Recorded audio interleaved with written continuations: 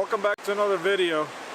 Today's video I want to talk about my auxiliary battery, how I charge it, why I chose to charge it the way I did.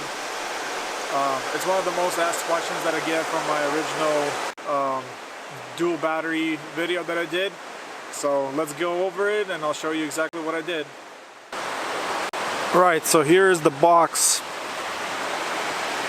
It's a Newport Vessel box. It's got a 100 amp hour AGM battery in it.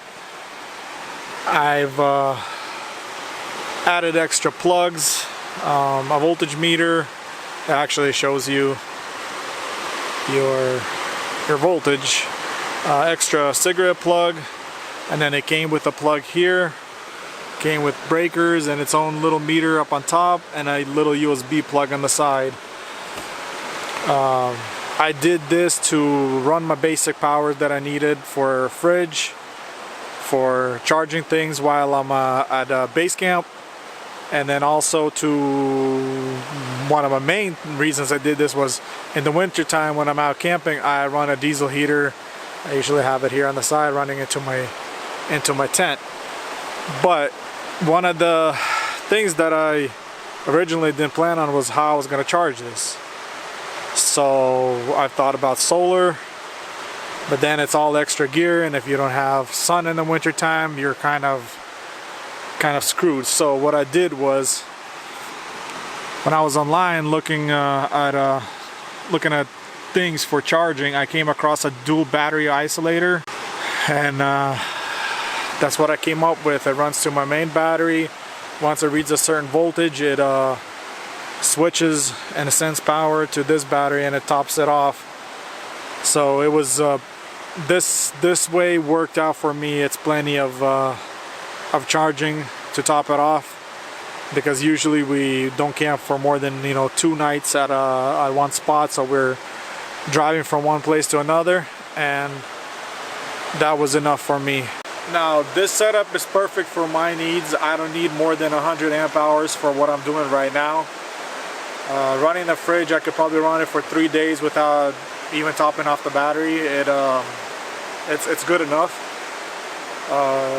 If I'm running the diesel heater, it's plenty for that also. We usually don't do more than 2 nights. If you do extended days, you could also run your car and just top it off if you have to. But I've had this for going on, I believe, 3 years now, and it's worked great for my needs. I don't need more, I don't need less. It's perfect. It wasn't, I mean, it did cost some money, but it compared to, like, let's say you buy a Jackery or some of the other battery packs that you could buy for your auxiliary power, and those things can go anywhere from $500 to $1,000. This setup right here, I believe it was just for the battery in the box, it was around $300. So, and like I said, you get 100 amp hours. It is a little bit on the heavier side, yes. It's not a lithium, but it does its job. And then the reason I wanted to have a box like this is so I could remove it. It doesn't stay in the car when I'm not camping. One of the main reasons is theft. I've had this car broken into 3 times now, and it's quick and easy in and out. And if I decide to sell the car, I take it out, it stays with me. If I'm taking a different vehicle, I could take it, take it with me any other vehicle I go on. So that's kind of the reason I wanted a portable setup like this. Like I said, I will link all the stuff that I used in the description below. If some of the stuff is not available that I originally used, I'll find stuff that's similar.